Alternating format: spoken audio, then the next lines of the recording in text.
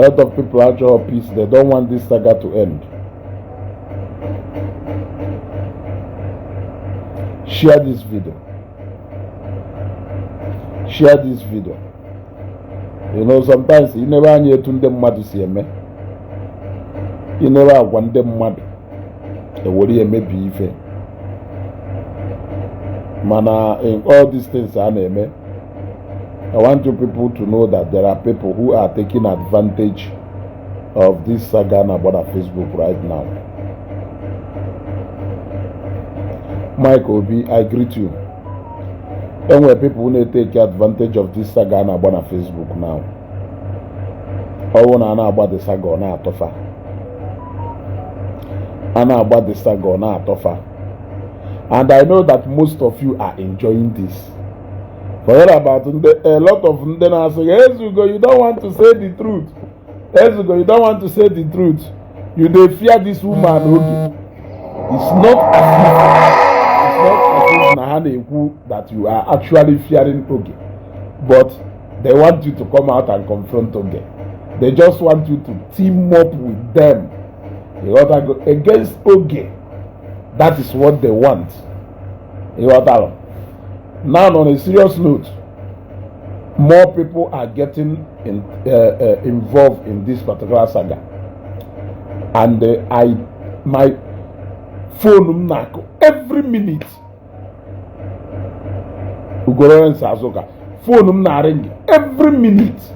Ana pom the mother na pom from all angles. Ana pom ebeni the people ana pom kasem. You gotta go, yeah. People are not apokasem. Hapu bonde doka Harim Bugatti. These are enemies of Jpac. These are the people who hated Jpac with passion. If not that they hated Jpac with passion, why will they not show compassion enough to that guy to see that that guy is almost losing everything? You gotta go. Why will they not? They are enemies in disguise. When you look at them, they are enemies in disguise. I say, you know why you want peace? Why do I want peace? Am I Oge or am I Jpac? What is my business with whatever that is happening? So tell me, enemies in disguise. But they will disguise themselves. Usually when they say all these things, if I had a mail, kahabulu fuel na buy no ko, you gotta go. Kahabulu fuel na buy no ko. Let me tell you, my position and my stand where I stand, it has never been compromised for one day.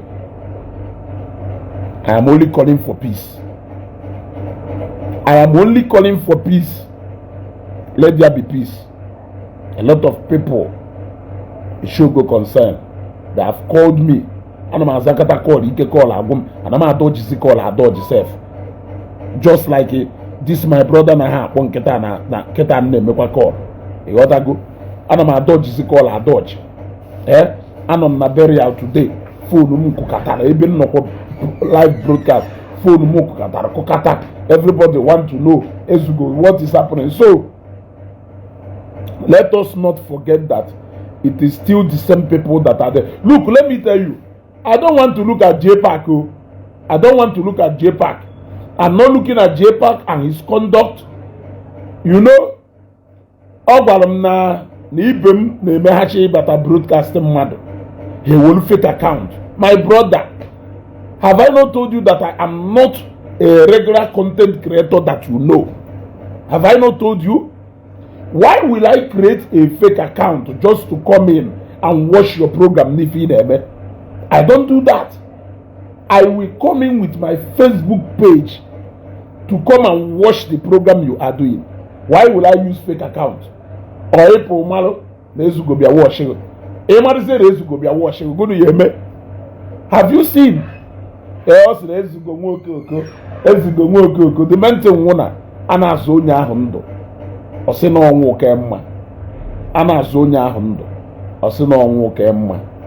Never Jpac anya. Never Jpac anya. Never Jpac anya. A Jane Marufin station. Jepute host fuel.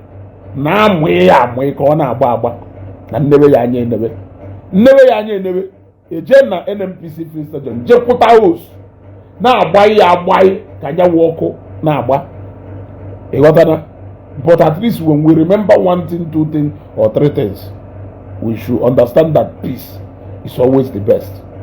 That is why I am joining a lot of our brothers who are showing concern to make sure that this thing ends. That is why I am joining them to call for peace among these two people. I have given up. I gave up, and I said, let nobody call me. And the people know that majority of people that has been calling me, I have refused to take their calls. But today I was moved again, and I said, no, let this not continue. I said, let this not continue. But all makaka nenewe Jpac, ejem na NNPC, jepute host. But I have seen what he's not seeing. I have seen what he's not seeing, and I have seen the end. Imagine somebody from a mobile program, you'll be the comment here, can block all. Have I ever comment? If you don't commenting na your post, if you don't commenting na your page, go to your page and screenshot one single comment that I have ever dropped na your page. I go into everybody's page with my Facebook account. I don't need to create a fake account. Why would I create a fake account? You need to know that I am watching you, so that every single thing in agwanya. What I go? Jpac in a minute in a corner. What I go, mana? Just like I said, a jelly put a fuel or whatever. What I go?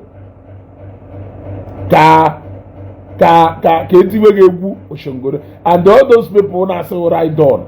Run away from those people. Run away from those people. They hate you with passion.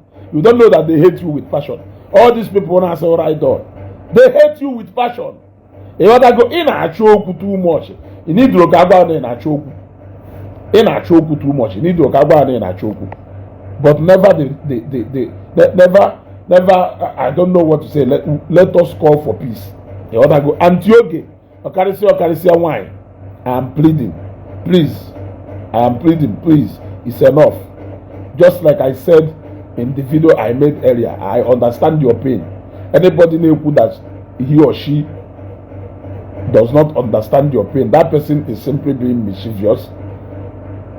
You know that go, and it doesn't mean even matter whether they like you or they hate you. You know that it doesn't matter whether they like you or they hate you. But what I am saying is that at this point, my sister, is what I want them one in Folonanya. You know that go, let us end this and let there be peace. You know that go, it doesn't matter. No nyane meri or manane meri. In fact, at this point, let us not even say that nane meri A or nane meri B, but for the purpose of Ndi Igbo, you know that go, for the sake of Ndi Igbo, for the sake of Ndi Anambra, and for the sake of Ndi Nnewi, you know that, let us end this for now. Let there be peace. You never yanya, what if a mother yeku was born off for Hannah, page in called flash, or video cover, possessive effect, dear no. You got to go, imagine Jpac, Eda Bamo, the artist, you go Facebook. Have you agreed for once now that you feed from Facebook? You feed from Facebook. How can you compare yourself who feed from Facebook with me who run my own business? I run my own business. Your own business is Facebook. Sometimes you put up on Facebook, you know, openly. You gotta go. You know, openly. You want me to come and test Facebook? I go making a 2 live broadcast in there. I'm asking you. Olulego bone straight 18 inches. I am asking you. Bone straight 18 inches. Eh? Ega he make in the ego Facebook in 1 month. As of now. Eh? Or you go down the bone straight 18 inches and 22 inches. I'm asking you. Or you go there. Keep making your own money from Facebook. Forget about me. Forget about me. mana a na-agwa gị ya n'ahụ ị ya na ntị ihe ekweta oge ọ na-amagụgharị ndị ka oge ọ na-amụgharị ndị kata it's just like na nne kata gị anya ana m emerụ gị ebere. I don't know why sometimes I always pity for you. You gotta go. Sometimes I always find it in my heart to have pity for you. You gotta go. You went to Akosayon ka ije lacha ike ka onye ego. Who told you that now my friendship with Akosayon? I have ordered more than Akosayon can bear me witness. I have ordered more than 70 something through me. It was 70 something to 80 cartons of zero bitters. 51 cartons on order, 50 cartons with one Akosayon TDA. I sent money to him, cash. I paid cash to him. You want to go? I paid cash to him. You see, I paid cash to get zero bitters from him. You want to go? So, I'm only in attention. I'm not in a wo. Adam ejekwu ogaranya nso ka nliwe ya ego. Fongoma na say ezugo. Na ọwụrụ na ime ego na Facebook na akwụ na ihe ada emefi ine. I run my own business. I'm a businessman. Ego no na si na Facebook a wee bata. Ịghọtago? Shinonye mimi ya na agwa hapụ no that guy na hapụ na onye ahụ. Hapụ na onye ahụ. Ịghọtago onye mmiri na-eri amụọ na mmiri na-eri. Onye mmiri na-eri amụọ na mmiri na-eri. So sometimes you just have to pity for people. Let us call for peace. Let us call for peace so that we will not be distracted. Ịghọtago? Ka ndị ọwa na ha ghara iji this thing na-distract anyị while the real thing is happening on the background. It's time to allow Jpac to go. Let him go. Let there be peace. Ịghọtago? All no J na page Antioge. Nedero na Antioge na say Antioge is okay. Antioge please forget. Antioge please forgive. Ịghọtago? Antioge please forgive. Ịghọtago? So happen ya ife sorry anya kwuwe ọhọnụ eji ọnụ alụ na elu. Eji ọnụ emeri agha. Ịghọtago? So ife sorry anya na ekwu. Ignore on ya. Ịghọtago? Ọwụ na nwere ike ịfụ nka mbata na-ekwu imagine somebody na mụ je ebe ife anya ụba baa live broadcast nyanwa na-agbaghị na-enyere ya one security guide ya wee na-akpuo ka ndị mmadụ ghara jump on him. Imagine. But I went there and I entered live nọrọ live na-akpagharị n'onwe m. I was covering the event for the people who told me we want to watch that event live. There are a lot of people who called me 1 days ago. We want to watch that program live. Yes. Now we keep Ogechi Okeke na service of songs. No mobile na somebody ezigbote nnukwu mmadụ na Nnewi a wee kpọọ m na phone wee sị m ezugo na anyị na-eche ka anyị maa na ya watch this thing live wee gwe na mụ jere na o wee iwe wee sị m echi niile mụtara ya fụ na nna ebe a cover live. Kedu ife mmadụ eme n'ime ebe ife anya ụba? Kedu ife mmadụ eme n'ime ebe ife anya ụba for God's sake? If I have come there to cover the burial of Ifeanyi Oba, what will I be doing n'ime ebe Ifeanyi Oba? Ịghọtago? You came and you sneaked in. Ịgwa ha na mụ ji phone dịka itel n'ilo. Jpac ife m na-use Samsung Fold and iPhone 14 Pro Max. Ha na bụ 500 and can happen. Capacity ha na bụ all 256. All 256. Then I like a key in easy for nothing. You gotta go. So let us call for peace. All no Jena page Ogechi na call on for peace. Na agba no Ogechi let there be peace. You gotta go. Na agba no Ogechi let there be peace. It's enough. You gotta go. All these things are enough. Onye ekugo. Let the sleeping dog lie. You gotta go. Let us call for peace. Let there be peace. Get back into the phone. You know, on I have to see you. Now, boy, born. You gotta go. The same one which we na ezu go pelumpe. that I cannot be responding to Ezugo. That same onuki juwe from kambata your program or go sing on Ezugo there. If you don't respond to Ezugo, but you said you will not respond to Ezugo. But every day, there is no day that will pass that you will not mention Ezugo, but you are still saying you cannot respond to Ezugo. You want to go? It's in Ezugo na agba war. I'm only telling you the truth, and that truth is what you don't want to know. That truth is just what you don't want to hear. Mane is you can na agba. Say na anji phone o itel. Na anji phone o itel. Phone adeba o itel. Phone adeba. You want to go? O itel 14 Pro Max. For 500 and do capacity inbuilt and the Samsung food now item manon go away na use China food ilosa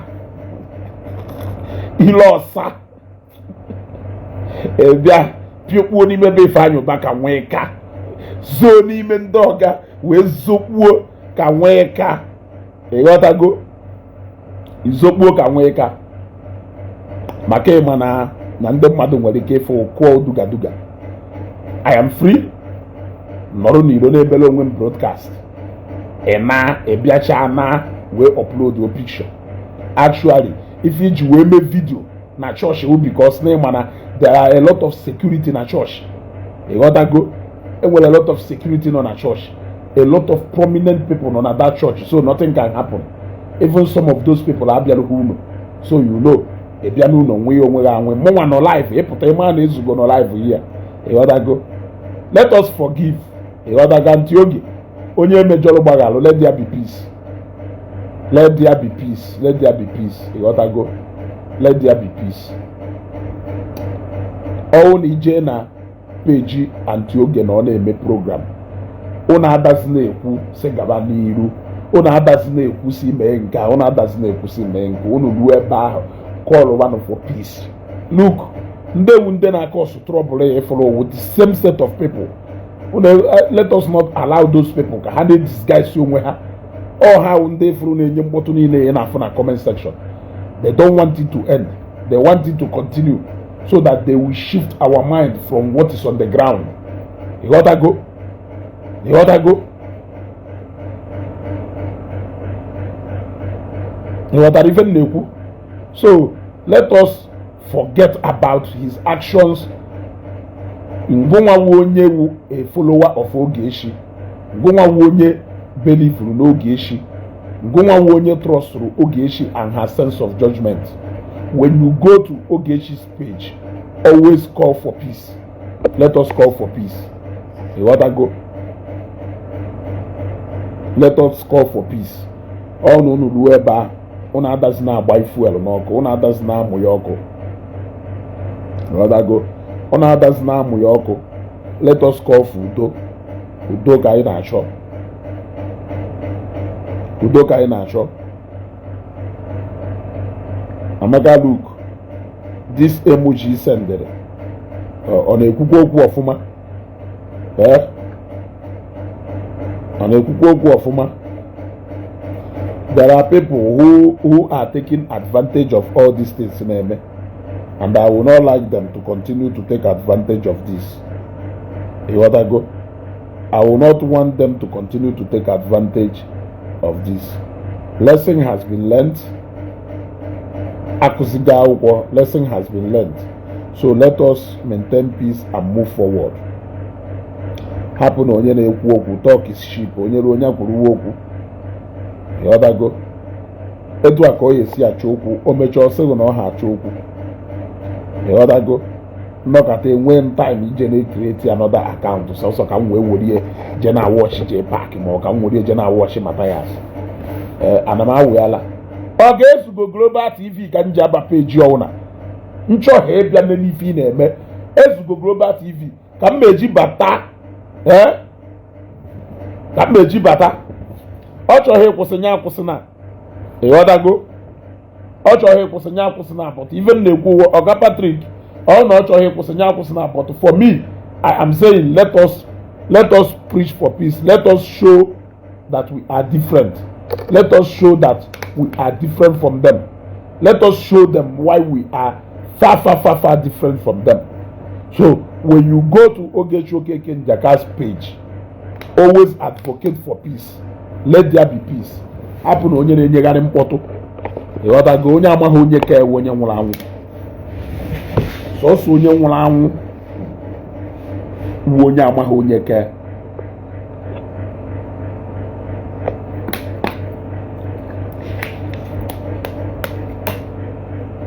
Ịghọtago. Igbo Nation said, let's Google back TV, my brother. Please avoid peace this time. Let Ogechi and Jpac continue the saga. They don't need. They don't need since too many people choose to disgrace themselves. Please allow them. Saga continues. 2025 January 23rd, 3rd.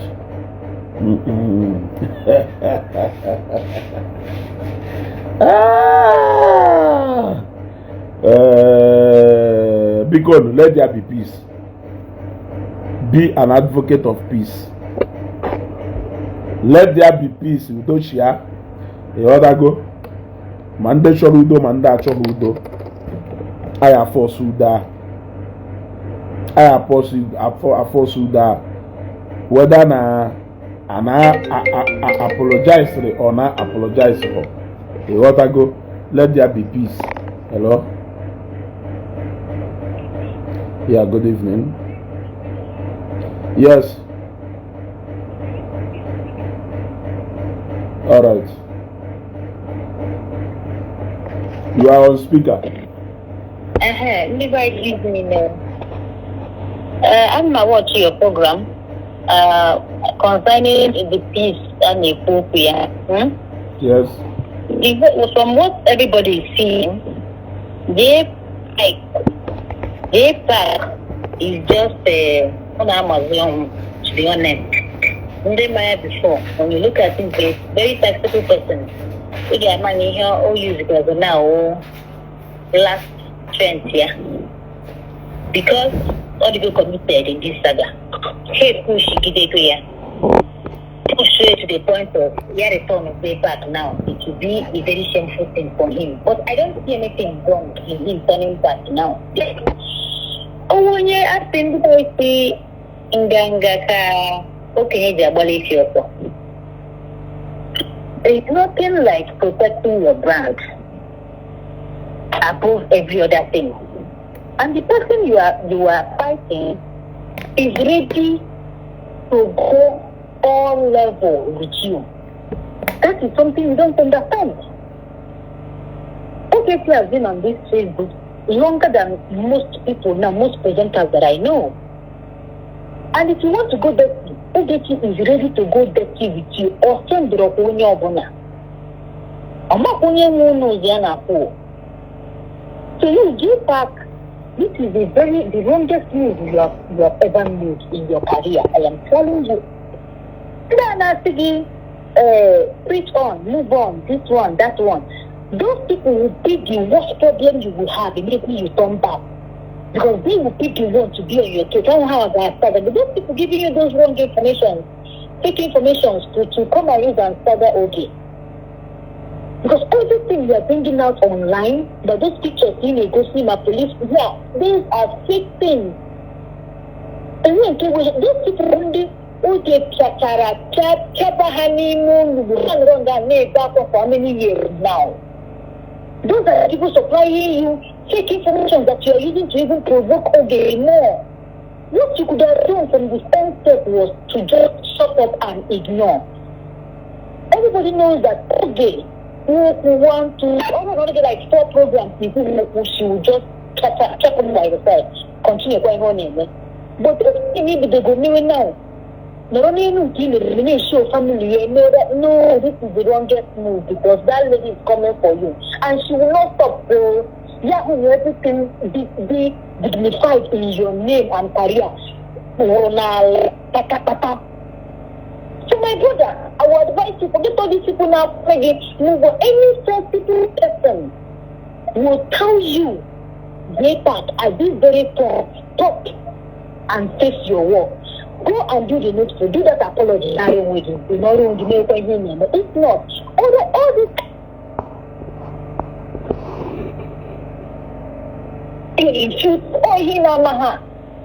All other presenters are reaching by the side. We need people to know that against it.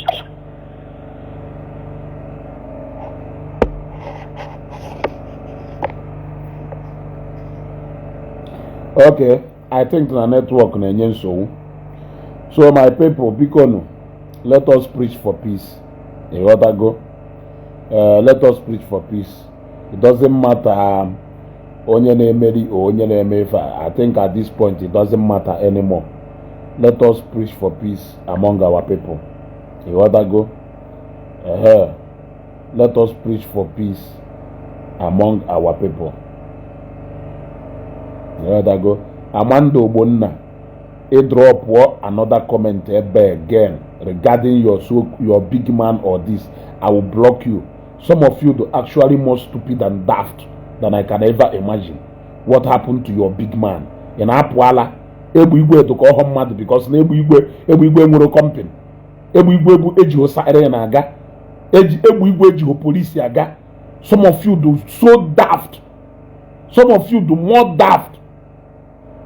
This empire and her husband, their life doesn't matter because they don't move with police escort. What happened to your big man? Big man Bukwareba. Drop another comment here again now. Can block all. Pages.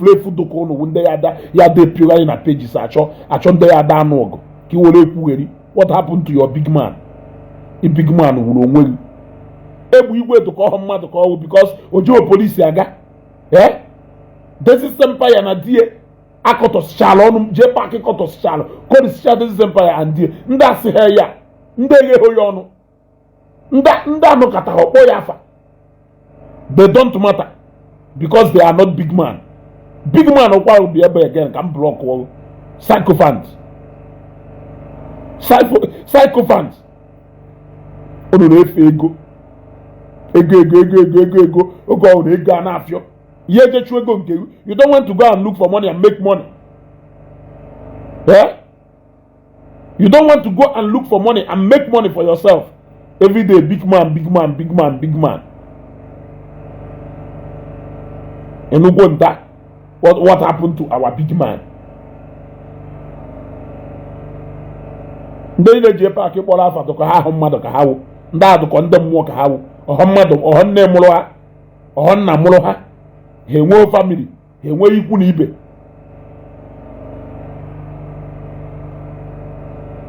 Onu yeje bu unu na-eje gba ya ọkụ unu eje gba ọkụ na fuel na-achọ so ndị unu ye recruit. Let me tell you at this particular point now I want you to start preaching for peace. Enough is enough. Una agbagarizina recruit omun against people. They recruit omun behind people. Do not even allow you to be manipulated. Now I'm talking to my followers. Forget about all these guys. We know them. Don't be deceived. Do not allow all these. Do not allow them to deceive you. They are the people who are doing all these things. They are the people who are doing all these things. Ensuring that this will continue so that they can be making their ship point. Do not recruit yourself with them. Do not even start behaving like them. Only when you my follower and this one our genuine followers and didn't support in what we represent in this Facebook. Deassociate yourself now from this and call for peace. Do not allow Ume Perima and Umo Koka, but I such a star to be deceiving you.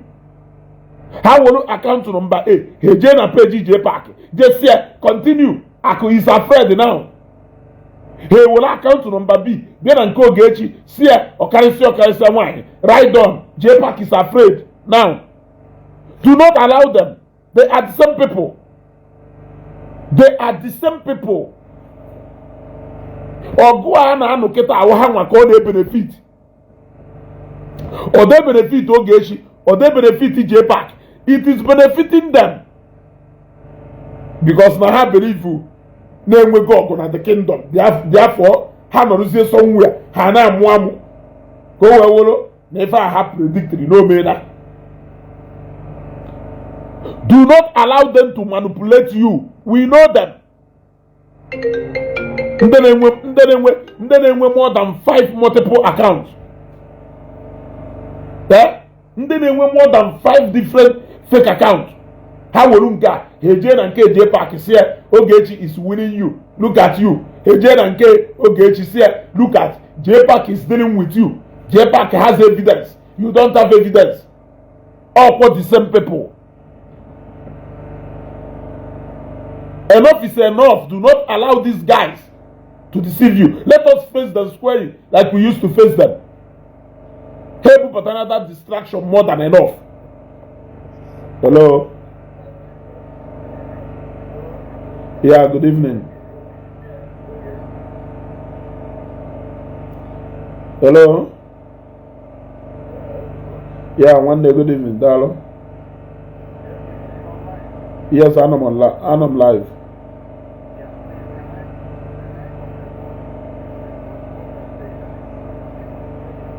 Okay, let me put it on speaker. Yeah. Okay, Gabadiru. Yeah, good evening, everybody. My name is Anthony. Because I'm hearing my voice, and voice is when I Ogechi Biko, my sister Biko.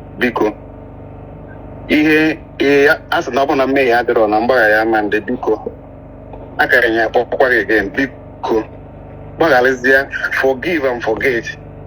Kebizu kuna onye ọbụla ma nke anyị ma mmiri zoro ezo mara nke eme ntasa Jpac emejogo biko ọtọ na ịmago na o nwere ihe anyị ji bụrụ ụmụnne apart from na anyị bụ ụmụnne asị ndị Igbo anyị bụkwa ụmụnne n'ime ndị otu Kristi biko gbaghara because na anyị ma na uche na-abịa abịa just like na ezugokwu ihe ka anyị chọpụtara na some people are benefiting from this issue.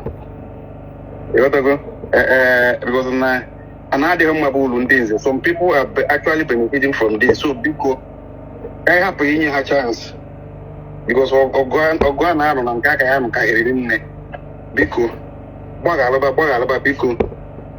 a Jpac in case you may go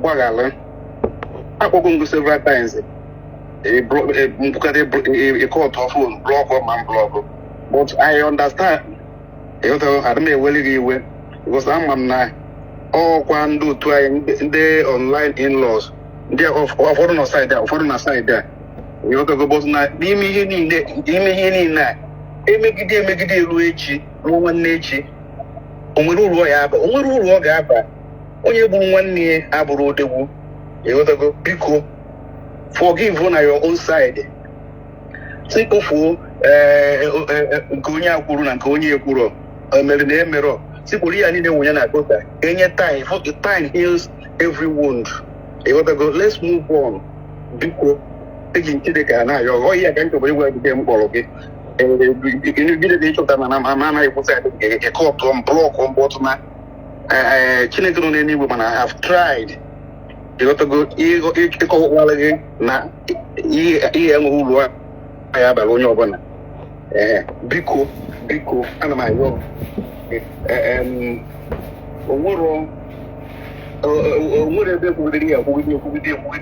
One day I said, and that will have making rubbish. They are all psychopaths, just like Ezugoku. I will account to A. And then I started thinking, I will account to B, with the same group of people. You to go.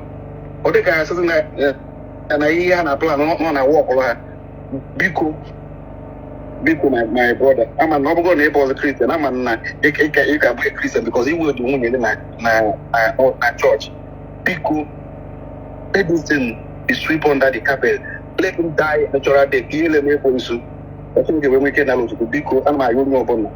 Every other person feel hurt in one way or the other.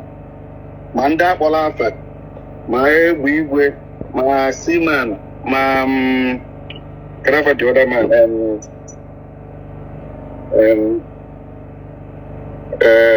Akwa Okoko and Baby Oko. Akwa Okoko and Baby Oko. And my yo unu. N'afa ụmụnna anyị na-abụ Ogechi na Jpac biko nụ gbaghalụbanị ihe a niile bụ ihe ekwensu bụtara ịghọtago n'imego na ada achọ ọgụ mma onye ga-achọ nke onye achọ nke ihe a niile bụ ike gwụrụ ana m ayụ ụlọ eziokwu na na-egburuka dokwaba na ọha ezucha ezugba na with time ọ ga-ezukwa ịghọtago because ihe ekwensu nọ n'akụkụ na-awa ọchị bụ ka ọkụ agba ọkụ a na-amụnyere na-afọ anya ka o bido gbaba agbaba ịghọtago mana Chineke ama nkwe biko ana m arịọ onye ọbụla feel hot in one way or the other biko onye gbaghara biko ndị online in-laws ma ọ kachasị ụmụnna anyị Ogechi na Jpac let's move forward ka ekpofuo na ihe a biko onweghị ụlọ ya aba ndị na the moment ekpofuru ihe a onye ọbụla ga-afụ the blessings of God ga-abịa n'akụkụ ya ịghọtago all these things bụ distraction ịghọtago and destruction too biko ana m arịọ unu echiche dịka unu biko aka ya akpọkwa unu one by one Jpac unblock or I want to talk to you personally. Then Ogechi, I will still talk to you. Biko onye ọbụla chifu gbaghalị because ọ bụ na mmehie adịrọ mgbaghara amambe ndị otu anyị bụ Christian Jizọs gbaghalị ndị niile mejọ mmehie ma ndị gburu egbu ma ndị menta ma ndị ọ sị nna gbaghalị ha n'ihi na ha amara ihe a na-eme and that is the greatest love. Because people sometimes they misunderstand.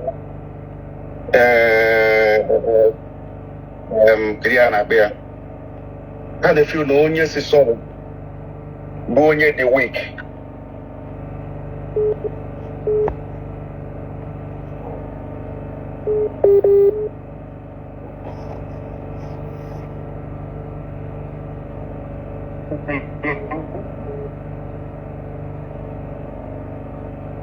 Biko unu respond na this Amanda Ogbonna ka m block ya ozugbo.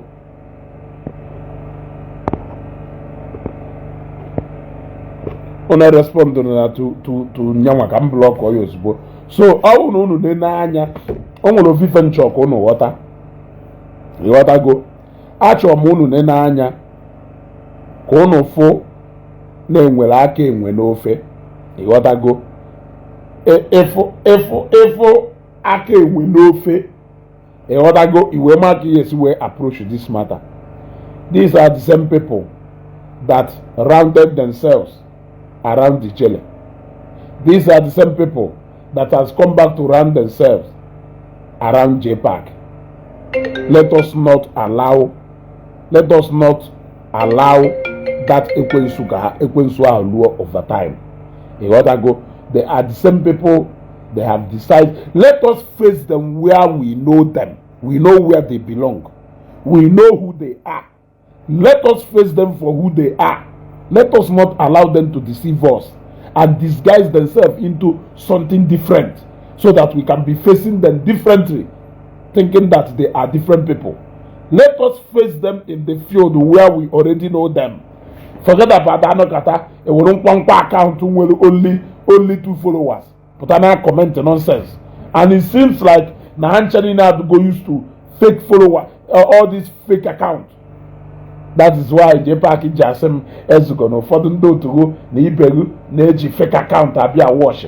Go and wear a account. It's so moon nonsense you name na Facebook. It's so moon nonsense you name na Facebook. Why made you MP account to fake account? Even wear account to 50 something thousand followers. It just MP fake one. Come we be na watching. Mbata na your program. It should announce my arrival. Only feature if we know we are not here. I don't need to sneak in through the back door. Mbaji na kare honoko. You gotta go. Mbaji na kare honoko. when I come into your program, it should announce that Ezugo Global TV is watching. Yes, that is what it should do. I don't need to sneak in. Eba no, I had to go above playing hide and seek game. What I go? Or if you claim one that washing mad. Money in the fake account to be a wash here. If you talk na your program, you push up if you know now, yet you claim money that wash here. What I go? I don't do such. I go here that is 2 years ago. What you see is what you get. What you see is what you get.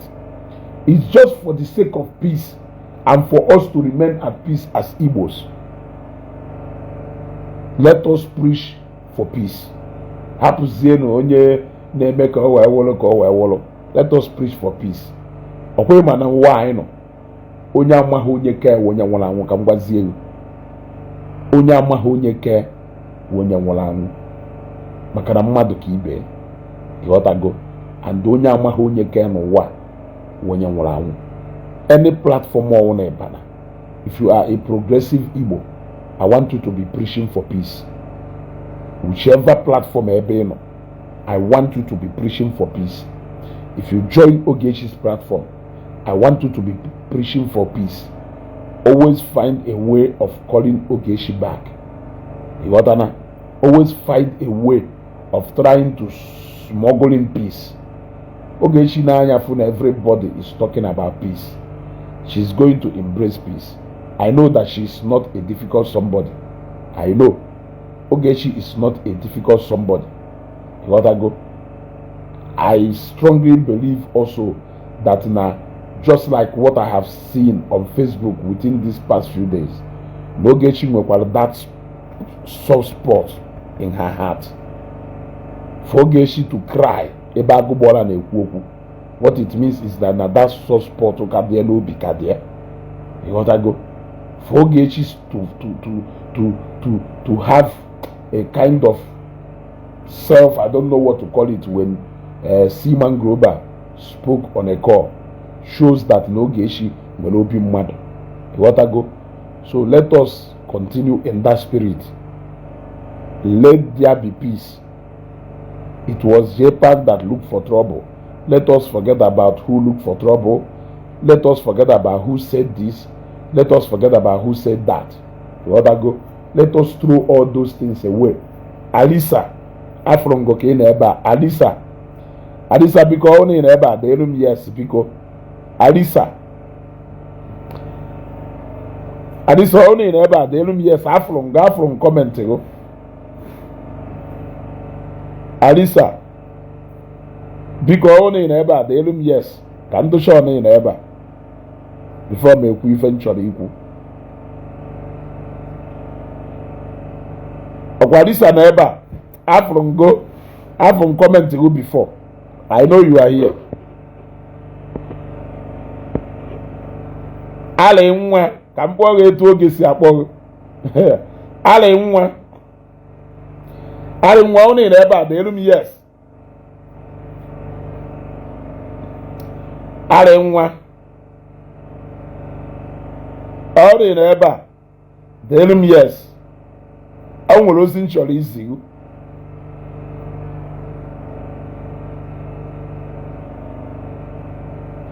Unu ebe o nwere ozi nchọrọ izigu. Biko ale nwa, I want you to tell Oge that it is okay. The world has heard our story. You want to go? It is time to cease fire. You want to go? Let there be peace. Let us not allow this thing name to distract us from what we have. We have a genuine fight and a genuine cause. I am on this Facebook. Let us not allow any distraction to deviate us from the ordinary. We cannot allow Matthias and his followers to play a smart one on us. We must not allow Matthias and his followers to play a fast game on us. What they are doing now is more like they are playing a fast one on us. And they are laughing. They will use multiple accounts. We na fioko na both side. Anano ha na repost. Then some of them they will platforms and they repost. I saw a video where Pretty Asa Asia, who has been preaching about peace and different. I saw a video on a play voice note to Jpac at a point. On where Jpac is no choketa no mu ife ya wokuo makako. No Pretty Asa Asia Syria na agwana na ayi shole no. You see, these are the caliber of people you see on social media. There are some bloggers who are mischievous about what is happening. They just want to see news so they can blog the news. Some of them are also bloggers belong to Kakus of Matthias.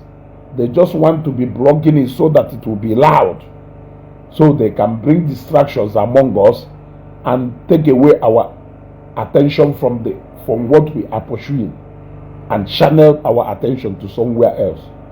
Do not give them that chance. Do not give them that chance. Let us preach for peace. You know na page Ogechi, they preach peace. You know na page Jpac, they preach peace. Let us preach for peace. Let us preach for unity. Let us preach for unity. Alenwa, I hope you have gotten my message. I don't intend to be here for a very long time. Oh, Makakanedo Jpac anya, it will be a miss for me. But for the sake of Igbos that we are, for the sake of Ndanambra do involve Nefa, for the sake of people who are interested in this peace, those we cannot say no, for the sake of our conscience as human beings, for the sake of what makes us Christians, let us hands off from this and move forward to the next agenda. Let us forget about this and move forward to the next agenda. Preach for peace. Preach for peace. Okay, Patrick. Yeah, good evening, sir.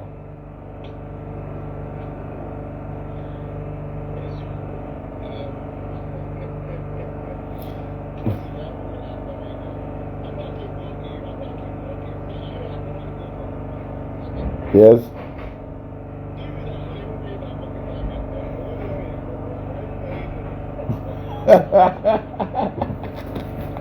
Manaya muifa yeme, aya muifa yeme.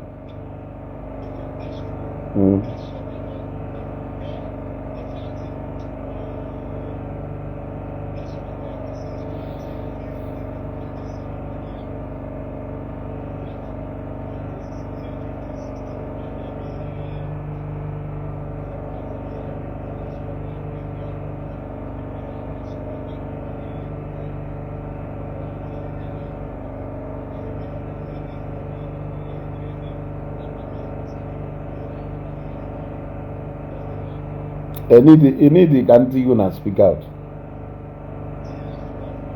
Okay. Okay, go on. So, ihe gbasara oge mma akọwala gị ọfụma na ama m oge jide ya n'aka. Onwebeghị ụzọ anyị na-esibeghị oge ọnwa mgbe anyị ga-anụcha ọgụ.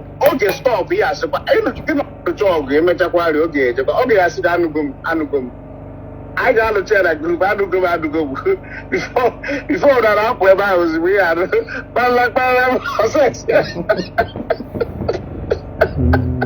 so I want my in here they go get out okay aga ha here na go get out but we really here now because okay get better you now what there's no two ways about it. You got to go over my car make it see in fact okay akusigo say na akusigo. Yes, but William still yes. Okay, push before 2 days, William still there. Yes, you feel like go was himself.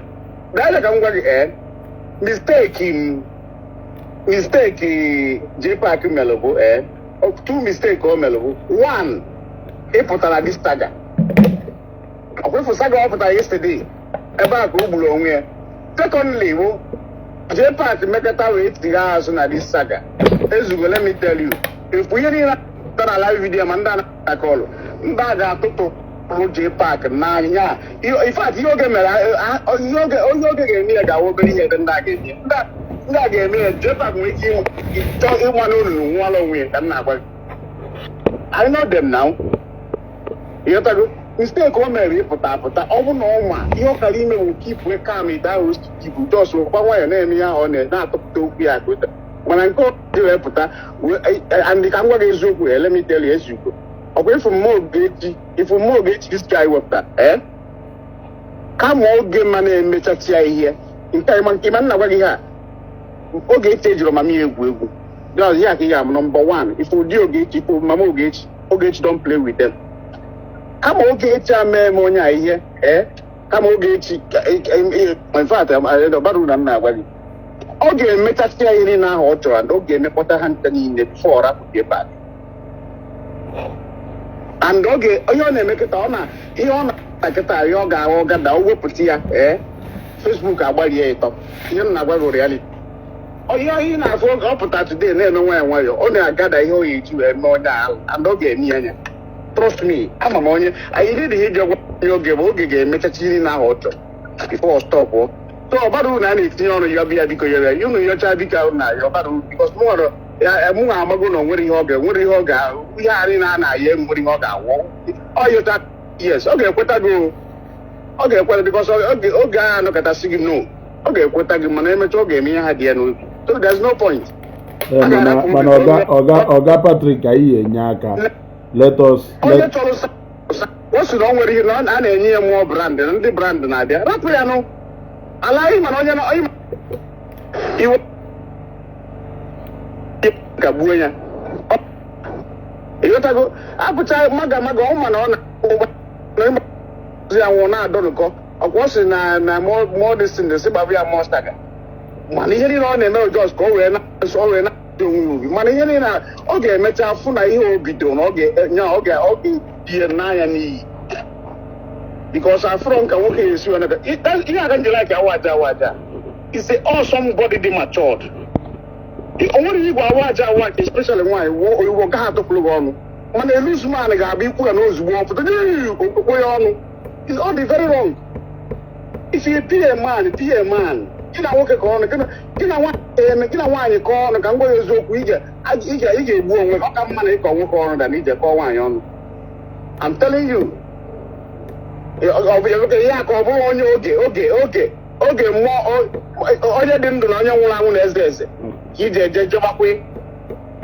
eje makwe kedu ihe agwa oge kịta aga adị ya ka ihe sef ịghọtago o nwere ihe iji agwa oge na-agha agwabeghị ya because inekwa anyị fụlọ disentị na ahụ ekwukwa ndị okwu n'ọhịa ka disentị ka ibukwara bịakwa onye ma ụsa gị ị ga-agba ọ ka mma na ịba n'ụlọ nna na-edupụta gị ndị ma na ike ụwa gwụgo na-edupụta gị ndị chọọ ka gị na ha nọ na the same level nna dis guy ọ naghị atị nke ile na ihe na-agbari okirikiri jere na ha tụsiri ma nke osi nọ ha ncha niile bụ ndị nọ na Naijiria na-enwere ihe ha na-eme gụnwa nwee brand ị na-eprotect ebe isi enweta ebe ọ na-achọ ha na-achọ ka onye ọnwụ na-aga na the same level ha na ya nọ ha nwa nọ ịghọtago onye nwa ka ha ji ewolu idewọta iwe na ọlụlụ ụlọ na because ha siri ha gbara na idewọta na that level ha afụgo na ichegwu ha ncha niile ihe a ka ha na-asị ncheki ha ncha na ichekwa ha ncha na 60 how many years ha na-agbasa gị ahụ none of them wee kist gị na ihe ha nweta na ihe aga ha mere achieve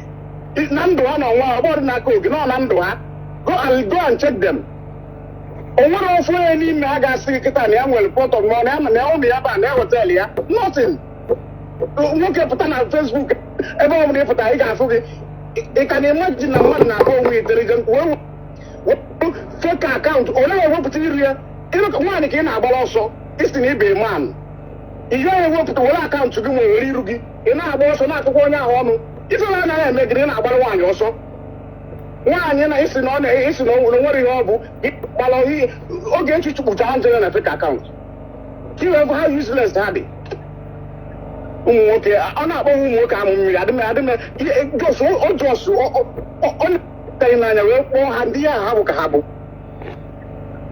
nwoke pụtara na gị na everyday na-eji ije na platfọm mmadụ iwere oge echi na-akpa nwaanyị ka ị ga-eji na-akọ nke ahụ sef nke ahụ self Kingsley na-eme ifele na-eme himself honestly. I don't know why a man can be moving around Facebook pages just gossip about a woman. I'm talking to you now. So I'm not I want him live video. Now go really can wait for what? Young put a work and trade him and over and trade go. Young the mother. You want to go?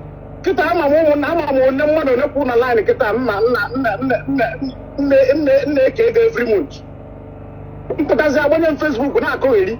Na cho na get 10,000 na get go dem mwanya. Are you na e okay, mana Oga Patrick, biko, let us try everything possible to advocate for peace. Even the na Oge name program, we can actually help to achieve that peace. If na the comments. Na ya ezugo, imo wona ogologe n'ime. Onwere ihe na ha yo this Adam Madam after me lab nwa echi oge n'ime onya si no imekwa na ha imekwa na onya even on respond say they respond na onya na ma chọrọ ihe na ihe ebuchi onwe gị emecha kwa oge amapụtakwa at the time the thing wey me self the same na Adam akpọsị gị ọ na-ewezi m iwe ọ na-ewe m iwe because it also respond it also Adam like ya but I never my phone ga-emenwu ya. He can't do nothing. What he get me, or he got up your metal and don't stop. All you notice, you get me stealing now or to him or stop. Or me, or no. You go. Aya, try. I could see. Let everything end. Yeah, okay, let everything end. We can do that by always commenting and preaching for peace in that. I'm going to change this thing. Final. What were you making over the Zoku? And okay, going to Nankan. What one day we and Gam, and I like in case you were lot there. Because the guy, Anna, like the Yotago, I forgot that the guy actually should be born now. I want to go away at the labor honor. And that I like him to swear, make it a pedal. Man onye nke ana ha onye nke na-eme na carry on na-agwa carry on ma ọ carry on ka ị na-ekwu itola anaghị eme gị ka continue mgbe nwunye gị rapụrụ gị ma mgbe gị na-enwere nsogbu n'ụlọ ma mgbe ihe ahụ ị na-efiru n'ebe a ka isi enweta ego datachara iche na ịma na mgbe bring onye iwe ambassador pịa ọrịa ga ọka sụrụ ihe niile gị na-abụ na-eme.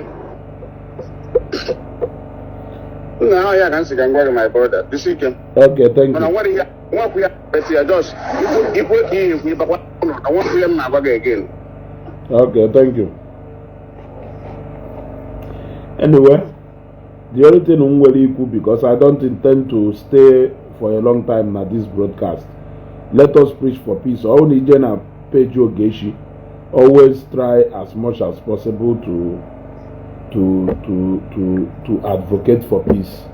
The other go, all na Antioche na for everybody is talking about peace. I think she will give peace a chance. The other, if Oge come live, let everyone request and join her live. She go stop. Yeah, ale nwa dalo kampo ntu Oge si akpọ ale nwa.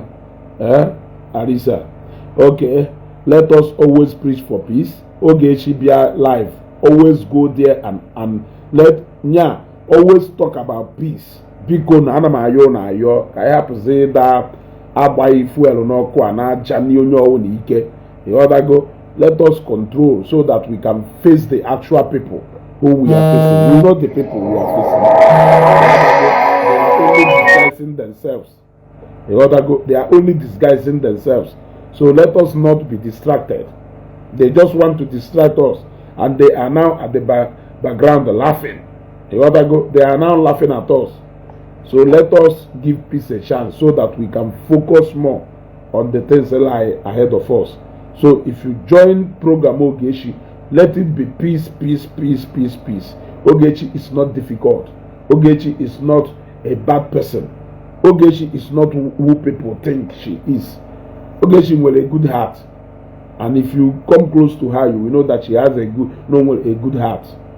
So let us always advocate for peace in her program, in her life program. I believe she's a human being. At the end of the day, she must find a way to embrace the peaceful agenda I may push. You want to go? Hello? Yeah. Yeah, good evening.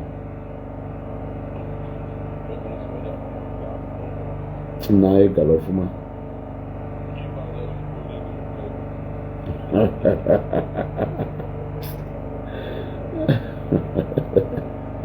I'm on live program.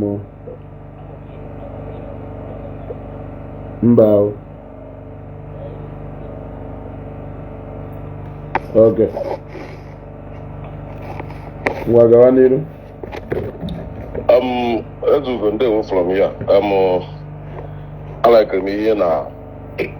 Preach number that because I know where you Okunukama. And here, Melanie, here with me will keep our owner. Won't take that step of that piece, yeah. Jpac with Rigi, more fire, we share, my fire will grab that opportunity. I must tell you the truth. Because until we do, Nimi and Nina, only you all know, I watch that saga on our we no cup. Instead, you lose. And then I boy out to you a born, never in our wolf. Ogechi radio not 12 hours now, Pasag. If name my Jpac ya bego. Now Facebook you watch on about saga.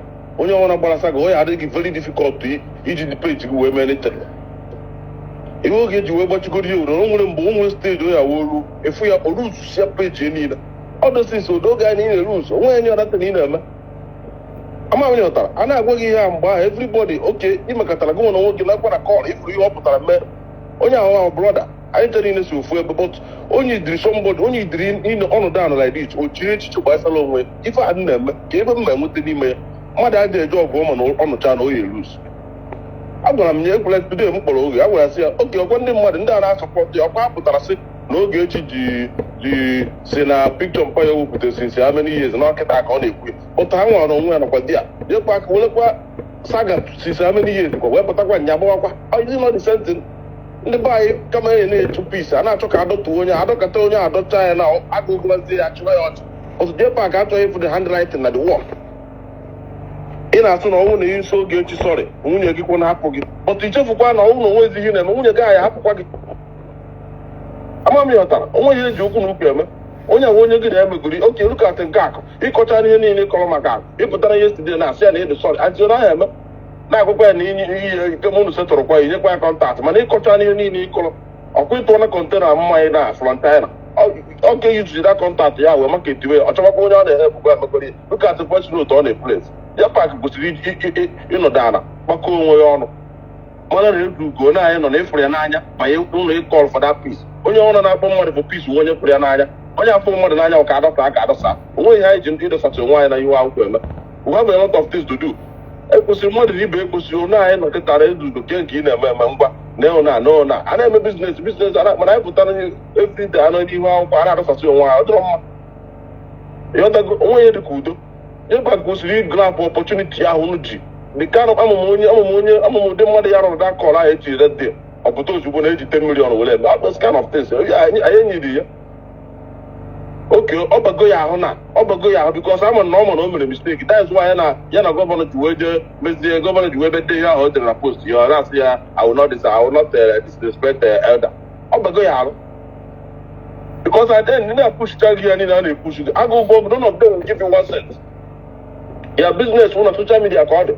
Just look at open up yesterday. Your business on social media account. If you contact them, you contact again. All go need the people. More than people need to give. You have to consider use your brain. You must use your brain. Money in a man, only I think what I do lawyer. onwe na-eti mkpu na-eme ịpụtara ife onye ka gị mba everything soro ọdị ya ịnọkwa na-eshi na-atụkwa ndị n'ọrụ onwe ha ndị ministri onye na-abịakọta ndị ministri onye na-abịakọta ndị ministri all those kind of things ndị anyị na-ekacha gị ma gbọọ rapaka onwe gị ọnụ ụzọ ọzọ gị na-eme kọntentị n'ala Igbo onwere ihe nwe na-eme ndị nwa na-emecha ihe niile na-eme ọfụma aja nọchara onwe ha lukata apama ife ihe ya na famili eche na ịnụọra nwaanyị na ịchọrọ ịba famili ọkwa iso na ịnụọra nwaanyị na ọmụọsa gị ya ba famili kọntent ịpụtakwa ojugbo filuo na everything controversial how long ka controversial ya na-edu gị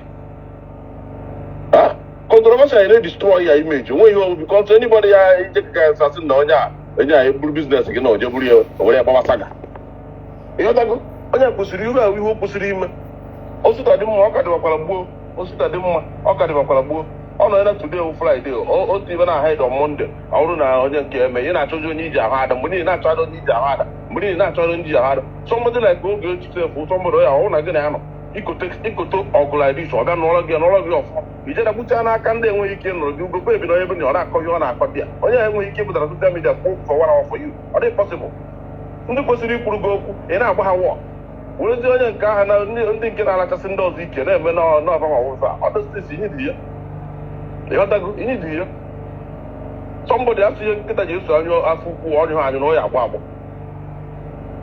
abịa na soshal midia onwere ndị nwago politiks of soshal midia ọ na-ana gị nwere onwe gị nọ ikwu okwu ọsị na gị nwere onwe gị na n'ọnya aka ịpụtara pụta ịka ya mma by far in everything na soshal midia ịka ya mma by far onweghị ebe ka afọ geti ha many years ọwụba ya ha many years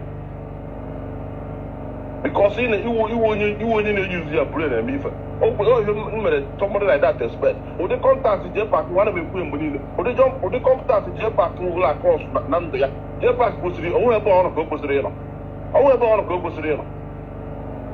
ịsapụ ọnụ mgbe niile kpụrụkpụrụkpụrụkpụrụ nke nweghị ike ọnwụ na ọmaghị ohere eme mgbe ọ na ya na-ata chingom ọnwụ nọ mgbe niile ọnụ ya na-achụ ihe oyi ọwụrụ chingom ọganọt mgbe ọ na ya na-achụgbu n'ọnụ ya ka ọ na-ata ya ete na-ewute m honestly speaking okay watch ihe na-emezi na everybody si na ma ndị niile anyị na-eme ihe a na onye ọnwụ na wuzi Zion because of Ogechi onye ọnwụ na jee fụcha nyunyu akaụntụ onye ọnwụ na wuzi Zion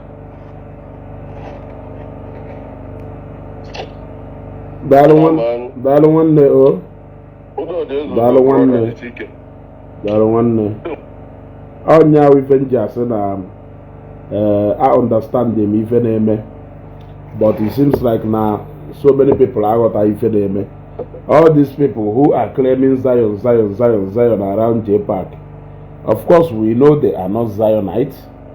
They are the same people ndị otu Matthias the other go. They have regrouped themselves. They have even turned themselves to be Zionites who are not pleased with the activities of Oge. But I think all those plans are all in a bid to confuse us. And that is why I am calling for a stop. I know that my Antioge nege onu mmadụ ịghọtago ọ na-ege ntị ọ na Antioge abụrụ somebody ya okwu ikwucha okwu owere okwu a gafuo. So I am calling for peace. Let there be peace. Because let there be peace. All nije na page Antioge na ọ na-eme program. Always be calling for peace. If we have more people calling for peace, I think all these things, I a lot of people have been wounded. Let us all bury our ashes. Let us bury our differences. Go and forge ahead. I think the actual battle or the real battle is still there in front. Go. Let us not be deceived. Let us not be confused. Go. Like I said, I don't intend to do this broadcast for a long time, and I think I'll be signing off right now. Kabani Amala, I'm so tired and I want to rest. I overstressed myself today. One of our best in-law. Amobin Noroka is one of our best. I went and didn't and I think onwe for Promaho, and they seeing him lowered into his grave today really got a lot of me. So I need to go and rest. Tomorrow is another day. But let us preach peace. Remember, the slogan is let us preach peace. Peace, peace, peace, peace, peace. Peace out. Kabani amala imaka chifoni. Chinenye Jena name okwo eziokwu. Okwo eziokwu. Say my uncle Amobi shy. I saw your comment then. I saw your comment then. Amobi with my in-law, a very big in-law. You gotta go in-law, we go in-law. In-law ne make a one day. In-law ne make a one day. Ojiro ndebe dike egwu. All very proud of Ebo Gologo. You gotta go.